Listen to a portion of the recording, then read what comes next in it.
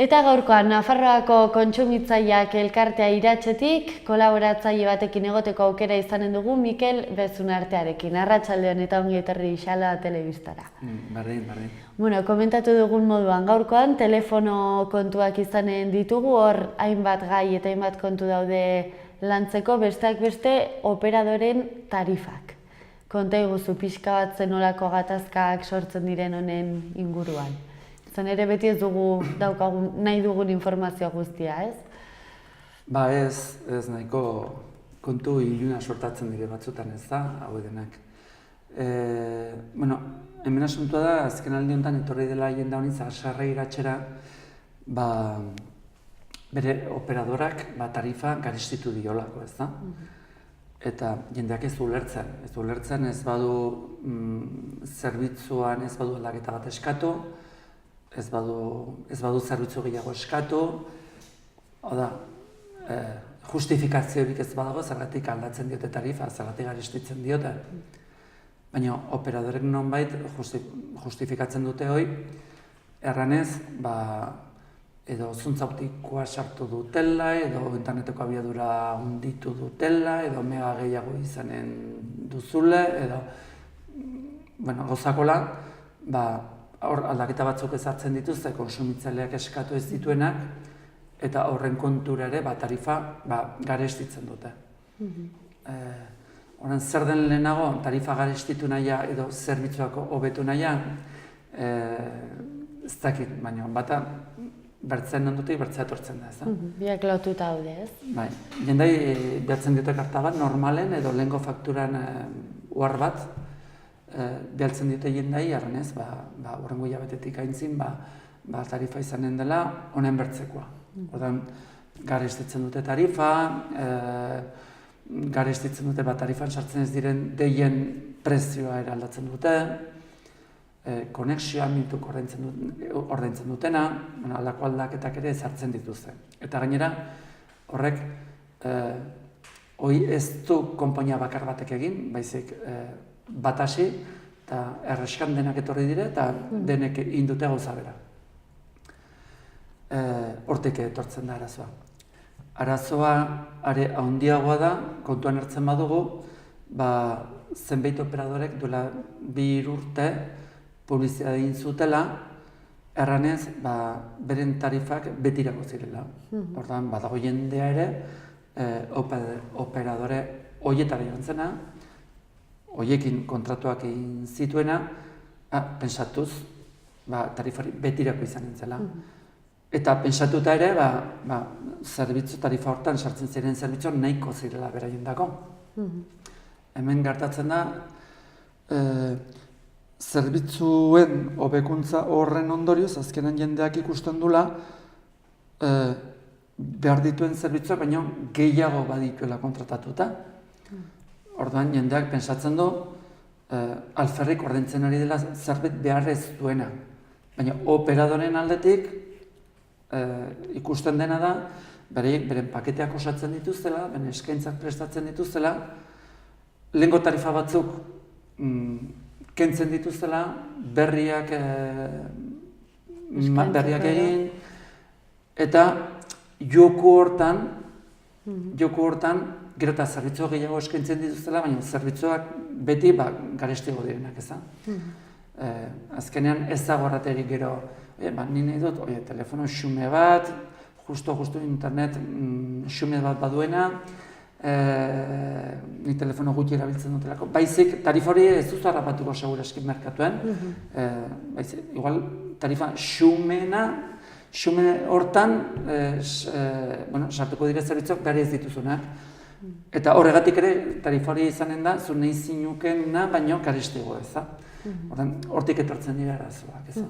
Dena aipatu duzu duela 2 urte adibidez, tarifa batzuk bermatu zituztela betirako izango zirenak. Eta horren prezio hori igo egin dute, hori legala da egiten dutena? Bueno, horri erantzuteko lehenbizin ikustutarran behar dugula, kontratu hauek berezia direla, telefono kontratuak berezia dire, berez, orduan, bi alderdi, kontsumitzaileak eta enpresak, edo zen momentuan kontratu hori mozten aldute, beteten aldute. Eta horregatik ere gu konpainia aldatzen aldugu nahi dugularik. Claro, guk dugun askatasun hori ere enpresak badu. Orduan, ze gertatzen da, enpresek gauza egiten dutela. Ni behire, orain, ez zait interesatzen lehenko tarifa horrekin mantentzea, hortaz, indot bertze pakete bat, edo nahi baduzu ongi eta ez baduzu nahi, bilazazuzuk bertze konpainia bat, ze nahi duzun tarifa nik ez dizut eskainiko, ez da? Askatasun hori badago. Askatasun hori badutela, hori Secretaría del Estado de las Telecomunicaciones delako erakundeak, konsumo batzordek, epaiek denek berretsi dute. Legea hori dio, eta egiten aldute. Eta azkenean, denek egiten baldin badute, bakar batek egiten ginen balu, bertze batera joko ginuke, eta aurkitu gure gustoko tarifa. Baina, denek batera egiten dute, hortiz sortzen da arazoa, ez da? Edo, zenbait tokitan ere, bakar batek du kobertura nahikoa. Orduan, nahi eta ez, konpainia horrek egiten duena nartu behar duzu, ze bertze aukerarik ez da. Bai, zenbait tokitan bat, ezer mendialdean eta bertze operadorek ez dute kobertura honik, eta orduan, nahi eta ez, hori hartu behar dute ez da. Hori errantantoan, erantzuen dizu zure galderari, baina publizitatea bat baldin badago erraten duena prezio hori betirako izanen dela, bueno, kasu hortan badago pentsatzen duena hori defendatzen aldugula. Baina horregatik izanen da, izuzen, badagolako publizitate bat eta publizitatea loteslea delako eta bete beharrekoa delako operadoren aldetik, ez da? Horregatik ere, zenbait konsumitzaile eta konsumitzaile elkartek epaitegitara jo dute, eta epaitegitatik etorri dire batzutan konsumitzen aldeko sententziak eta bertze batzutan kontrakoak. Denetarik egon da. Denetarik badago, baina dudik gabe egoera hortan dagona, badu argudioi nahi baldin baduzu erreklamatzeko. Egoera hortan ez dagonak ez duen argudioa badu.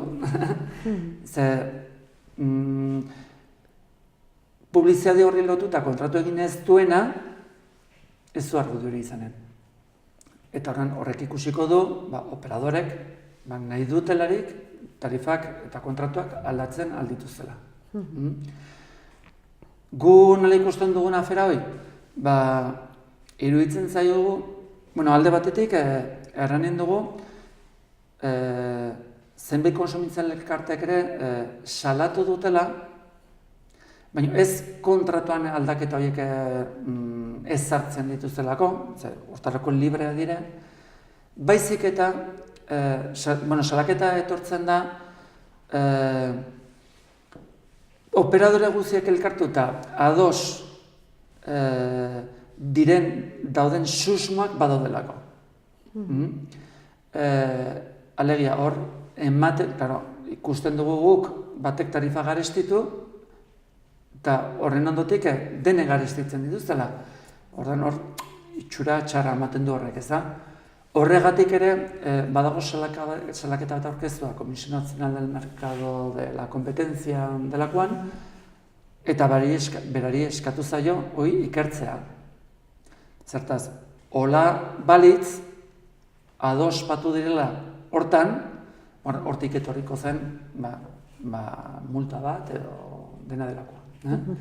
Baina, kasuntan horregatik, baten erran dugu publizitatea egotea aukera ematen digula reklamatzeko, bertzalde batetik dago salaketa hoi, eta bertze kasutan berriz, nahitez, onartu biharra, aldaketa horiek.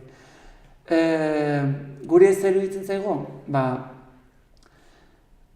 hor, administrazioak hori arautu behar zuela bizken, bestela dago limbo moduko batean. Erabat libre guztia hoi, erabat operadoren eskutan uzten gaitu. Eta pentsatu behar dugu hoi, zerbitzu hau, interes orokorreko zerbitzu bat dela, konzeptu hori badagola telefoniari lotuta. Orduan, hortik tiraka, hau da, onartzen baldin badu, interes orokorreko zerbait badela, eta jendeak eskubidea badula telefono izateko, eta nik uste dut konzeptu hori garatuko baginu bizkat, akaso, administrazioko kere izan entzuela, hori arautzeko.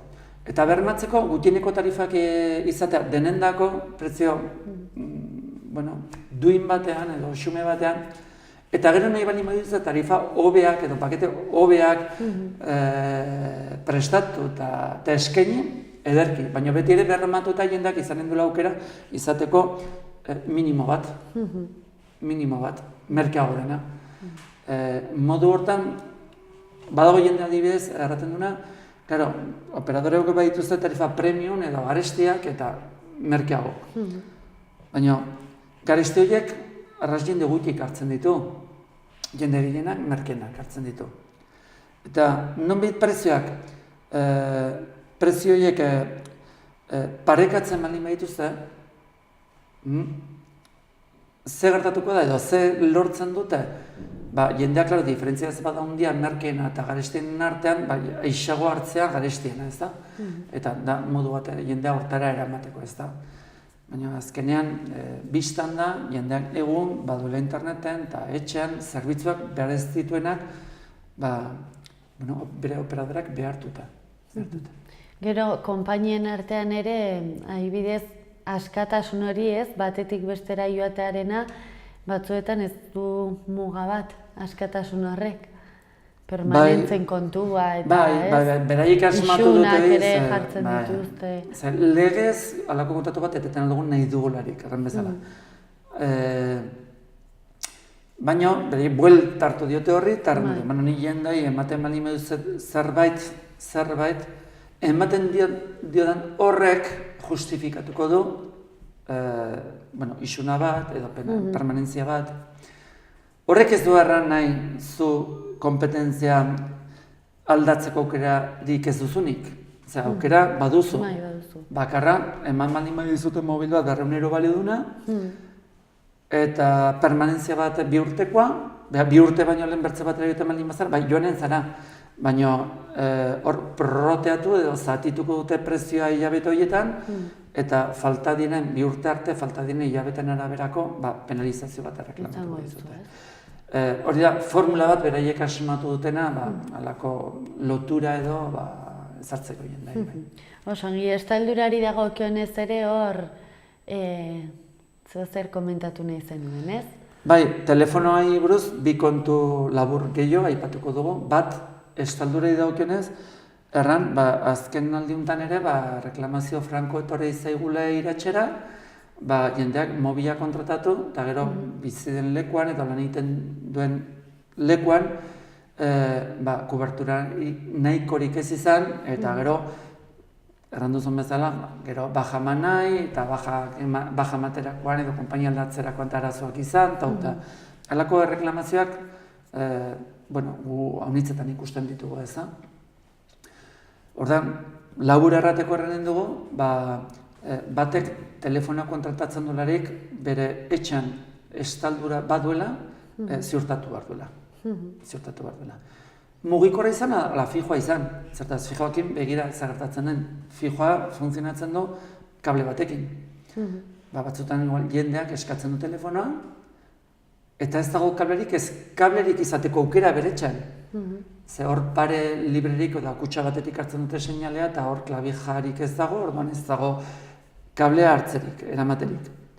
Baina, bueno, konpainia, eta telefonoz dena, erraten dizute, baiez, klaro, lehenbizi bialtzen dizkizute, oparitzen dituzten mobilak etxera, eta hauta, eta, klaro, gero gertatzen da ez daula koberturarik, orduan dena gibilat bota beharra, kontratu hori hautsi behar da, koberturarik ez daulako, baina, klaro, hor, mobilak badaude, telefona badaude, penalizazioa badaude, permanentzia badago.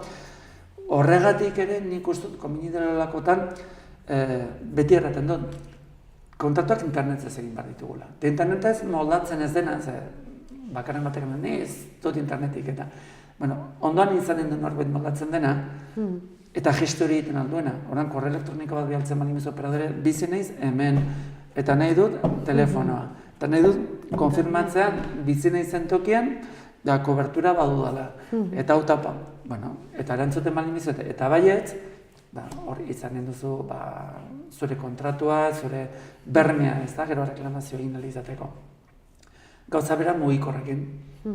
Mugikorra hartu eta koberturarik ez izatea, gero baja mana izatea, gero penalizazioa kobratu nahi dizutela, eta edo fakturak erreklamatu nahi izta zu mobile gaizki edo arrontrak etxibili duzun bat denbora batez, fakturak bialtzen dituzte, eta zorra bat badago, gero penalizazioa, hor pilatzen dira arazoak, eta batzutan jendea nahikoa saldatuta etortzen da, ez da?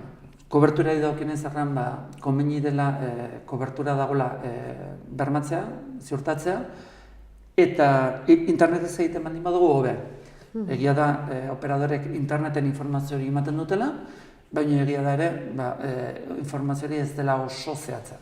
Hartzen duzu operadore bat eta Nafarroko mapa ikusi eta hor kolore diferentetan agertuko da, non duten estaldura hobea eta non eskaxago, eta non ez duten koberturarik, zuk ikusiko denek denean badutela kobertura eta ez daula izaten batzutan. Ongi bukatzeko telefonoekin beste kontutxo bat azaldu behar zenuen, ez? Estaldura zain? Nik uste hemen aipatu ginela duela gutxi, baina berriz ere erran, orain zuntz optikoa edo fibra optika saltzen ari direla, eta jendari dela erreklamatzen, pisutako bloke horietan edo etxe multzotan batzuk asarre, presidentea baimena mandiolako enpresei kable ezartzeko fatxadan komunidade galdetu gabe. Berriz ere erran, presidente batei, enpresa, operadora batek, arraten baldin badio, eskatzen baldin badio bere baimena, presidenteak komunidade galdetu behar diola. Legeak erraten du, batek nahiko balu, orduan, komunidadea behartuta honen dela, kablea patzen uztera. Baina inork ere ez badu nahi, orduan, komunidade libre izanen da, operadori errateko ez duela kablea nahi, bere fatxadan. Zertaz, kableak fatxadatan egotea, gastu batzuk ekartzen dute gero. Eta operadorek, posteak eta zuloak espalietan eta horrezteko, ibiltzen dituzte, erabili nahi dituzte gure fatxadak, baina biztan da, guretako hor serbidunbre bat karga bat egonen dela, horrek gastu batzuk ekarriko dizkiela komunidadei, ordan hori, inposatzea itxusia dela, ez da? Eta hor komunidade batek erraten badu ez, operadorak bertze modu bat bilatu beharko dugu kablea eramateko. Eta operadorak pentsatuko balu, kablea ezartzen aldula komunidadein baimenik gabe, jo beharko du epaitegira eta epaile batek hori erabaki beharko du. Eta segurazki ere kalte ordain bat ordainduta komunidade horri. Ordan, baina hori ez dute nahi eta horregatik funtzionatzen dute batzutan hola. Arazoan nahi buzu nabarmenago da herritan, ze herritan, kutsa da bere etxaren jabea. Handiak eta blokeagoa. Ordan jenda konstienteagoa da eta gainera jendan noiz nahi tokatu zaio, bloke batan, zu obra egin zure blokean, fatxadan obra egin, eta zuk ezakizu kontratua presupuesto hortan ze konzeptu sartu dituzten, kableak kentzea, kableak berriz patzea, eta ezakizu hori kobratu dutela. Ze gastuk ekarri dituzten kable horiek, ez da? Lagorren pisuan bizi dina, indu obran alde edo indu obran kontra, baina gero ez du begiratu presupuesto osoa. Etxe bakar batean, soil batean, jabean, hori gehiago kontrolatzen du. Eta badaki, kable kantzea eta berriz patzea eta gastu bat ekarri diola, konstienteago da, eta orain etortzen zaiolaik enpresa bat nahi duena kable bat bere fatxadan batu, badaki zer dagoen. Gainera gastu guztia bere gain hartu behar du beraz, ez? Hori da. Oso, Mikel, mila esker, oso interesgarria kontatu guztun guztia eta ongi izan. Baina,